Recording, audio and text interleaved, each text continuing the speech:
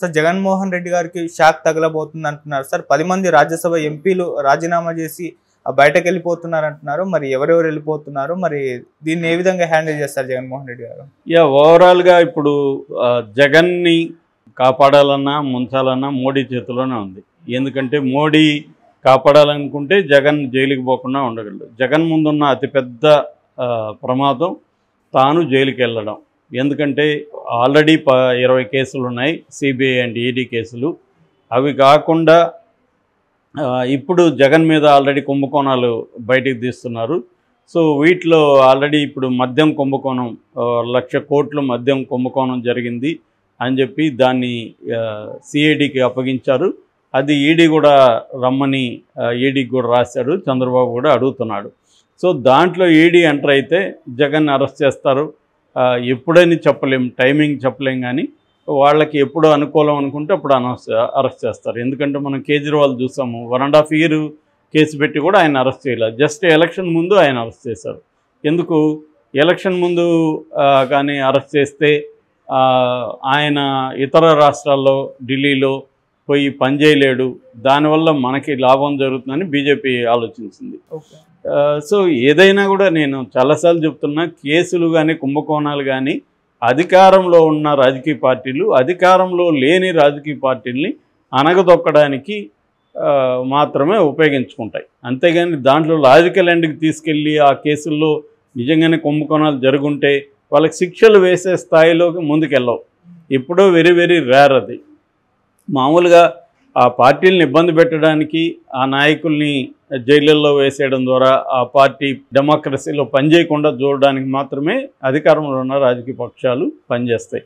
అది గతంలో ఇందిరాగాంధీ కాంగ్రెస్ ప్రభుత్వంలో కూడా సిబిఐని ఎలాగ ఉపయోగించారు. ఇప్పుడు మోడీ చాలా సిస్టమేటిక్గా దాదాపు 5,000 పైన కేసుల్ని, ఈడీ అండ్ సిబిఐ కేసుల్ని ప్రతిపక్షాల మీద ఈ 10 ఏళ్లలో మోడీ పెట్టాడు. సో వాటిలో మన కన్విక్షన్ రేట్ చూస్తే 1% కూడా లేదు. అంటే క్లియర్గా ఏంటంటే ప్రతిపక్షాలను వేధించడం కోసమే వీటిని ఉపయోగించుకుంటున్నారు. సుప్రీంకోర్టు కూడా అనేకసార్లు ఈ విషయాన్ని మాట్లాడింది. సో అలాగా ఇప్పుడు జగన్ మీద కూడా ఇదే పని జరుగుతుంది. జగన్ని అరెస్ట్ అయ్యడం అయితే గ్యారంటీ. ఎప్పుడు అనేదే ఇప్పుడు ఉన్న ప్రశ్న. ఎందుకు అరెస్ట్ అవ్వడం అంటే గ్యారంటీ అంటే మోడీ చేతిలో ఉంది అరెస్ట్ కాకుండా. 10 ఏళ్ళు జగన్ ఎందుకు అరెస్ట్ కాలేదు? 10 ఏళ్ళు ఆ కేసులు ముందుకు వెనక్కి వెళ్ళలేదు. కనీసం జగన్ నిర్దోషన్నా చెప్పాలి అక్రమాస్తుల కేసులో, లేదు దోషన్నా చెప్పి శిక్ష వేయాలి. ఈ రెండు ఎందుకు జరగలేదంటే మోడీకి జగన్ కావాలి, జగన్ మోడీ కావాలి. సో మోడీ జగన్ని డిస్టర్బ్ చేయదలుచుకోలేదు, జైలుకి పంపించదలుచుకోలేదు. అట్లని కేసులు క్లియర్ అయిపోతే రేపు మన కంట్రోల్లో ఉండడం అని కేసుల్ని కత్తుల్లాగా అతను తల మీద వేలాడుతుంటే అతను భయం భక్తులతో ఉంటాడు. ఇది మోడీ స్ట్రాటజీ. సో ఇప్పుడు ఈవెన్ మిత్రపక్షాల మీద కూడా మోడీ స్ట్రాటజీ ఇదే. మిత్రపక్షాలను కూడా అతనేమి కంప్లీట్ ఫ్రీడమ్ ఇచ్చి వాళ్ళకి ఇది ఉండదు. మిత్రపక్షాలు కూడా తన కంట్రోల్లో పెట్టుకోవాలనేది మోడీ ప్లాన్. ఈవెన్ బీజేపీ కూడా తన మొత్తం అంతా కూడా తన కంట్రోల్. అతను ఆర్ఎస్ఎస్ని కూడా కేర్ చేయలేదు. అందుకని ఆర్ఎస్ఎస్ మోహన్ భగత్ కూడా ఇప్పుడు మోడీ వీక్ అయ్యాడు కాబట్టి కొంత గట్టిగా మాట్లాడగలిగాడు. ఆ మధ్య ఈ 10 ఏళ్ళు ఆయన కూడా మాట్లాడలేని పరిస్థితి.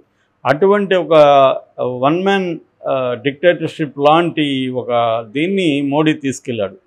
సో ఈ కాంటెక్స్ట్లో జగన్ పరిస్థితి ఏంటి అన్నప్పుడు జగన్కి మోడీ ఏ రకంగా సపోర్ట్ చేసే అవకాశం లేదు.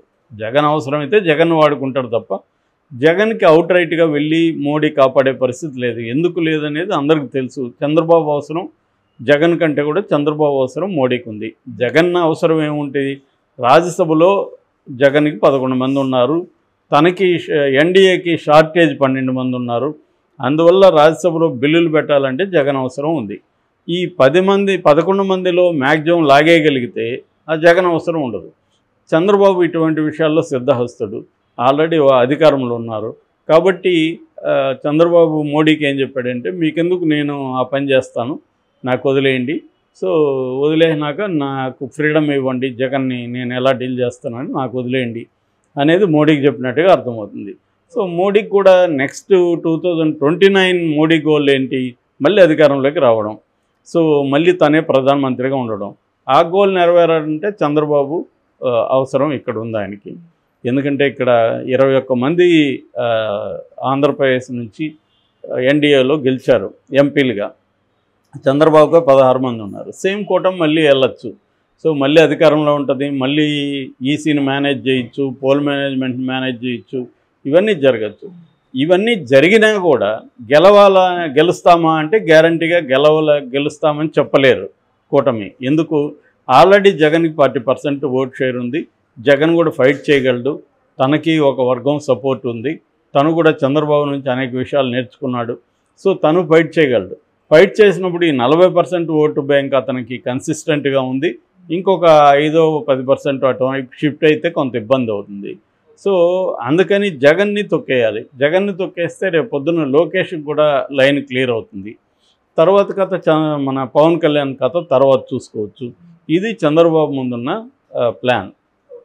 సో ఈ ప్లాన్లో భాగంగా చంద్రబాబు రాజ్యసభ సభ్యుల్ని 10 మందికి పైన లాగేసుకునే స్కీమ్ జరుగుతుందనేది ఇప్పుడు వార్త బయటకు వచ్చింది. ఇందులో 4 పేర్లు అయితే బయటకు వచ్చాయి already. Golla Baburao, are Krishnaiah, బేద Mastan రావు, మోపిదేవి వెంకటరమణ. ఈ నలుగురిలో 2 ఈ మోపిదేవి అండ్ బేద మస్తాన్ రావు ఇంతకుముందు టీడీపీలో నుంచి వెళ్ళిన వాళ్ళే కాబట్టి వాళ్ళు డీల్ చేయడం పెద్ద కష్టం కాదు. కృష్ణయ్య కూడా ఒకప్పుడు టీడీపీలో ఉన్న వ్యక్తి.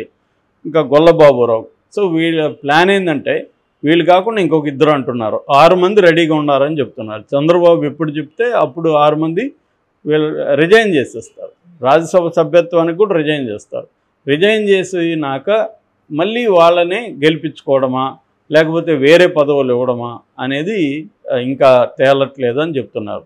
మామూలుగా గతంలో ఇదే పని జగన్ ఎమ్మెల్సీ విషయంలో చేశాడు. కొంతమంది ఎమ్మెల్సీలని తెలుగుదేశం నుంచి తన దగ్గర రిజైన్ చేయించి తన పార్టీలో చేయించుకున్నాడు. మళ్ళీ వాళ్ళకి ఎమ్మెల్సీలు ఇచ్చాడు. ఫర్ ఎగ్జాంపుల్ డొక్కం మాణిక్యవరప్రసాద్ ఆయన తెలుగుదేశంలో ఎమ్మెల్సీగా ఉంటే ఆయన దగ్గర రిజైన్ చేయించి మళ్ళీ ఆయన్ని ఎమ్మెల్సీగా వైసీపీ నుంచి చేశారు.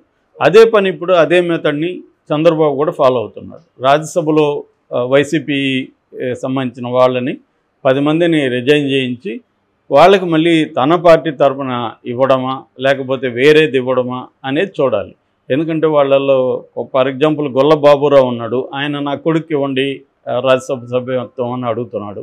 అలాగా వాళ్ళు కొంతమంది ఇప్పుడు మోపిదేవి నాకు ఎమ్మెల్యే కావాలి రాజ్యసభ సభ్యత్వం వద్దు అంటున్నాడు.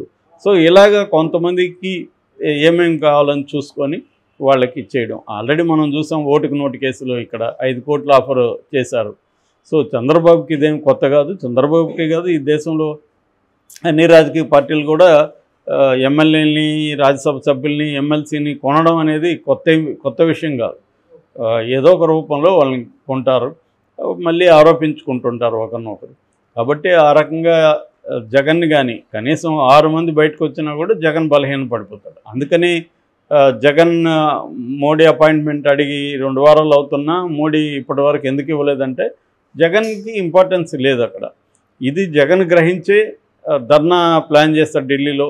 కనీసం నేను అరెస్ట్ అయ్యే సమయానికి నేను ఎన్డీఏ కూటమికి దగ్గరగా ఉంటే ఎన్డీఏ కూటమి నన్ను కనీసం ఖండించడానికి నాకు సపోర్ట్గా ఉండడానికైనా ఉంటారు కదా అనేది జగన్ ప్లాను. సో అందుకని జగన్కి కూడా తెలుసు జగన్ ముందు ఎక్కువ ఆప్షన్స్ లేవు. ఇప్పుడు కేసీఆర్ విషయం కూడా మనం అనేకసార్లు మాట్లాడాం. కేసీఆర్ కవిత 4.5 నెలల నుంచి జైల్లో ఉంది. వాళ్ళకి ఏం ఆప్షన్స్ లేవు ఆడ. అంటే ఆఫర్ చేయడానికి ఏముంది? కేసీఆర్ దగ్గర 4 రాజ్యసభ సభ్యులే ఉన్నారు. ఆ రాజ్యసభ సభ్యుల్ని తీసుకోవాలా లేదనేది మోడీ ప్లాను. సో ఇందులో 10 మందిని లాగారనుకో ఈ 4 కూడా మోడీకి అవసరం లేదు. సో మోడీ ప్లాన్ ప్రకారం కుదిరితే ఈ రాజ్యసభ సభ్యులు 4 తీసుకొని కవితను బయటకు వదిలే అవకాశం ఉంది.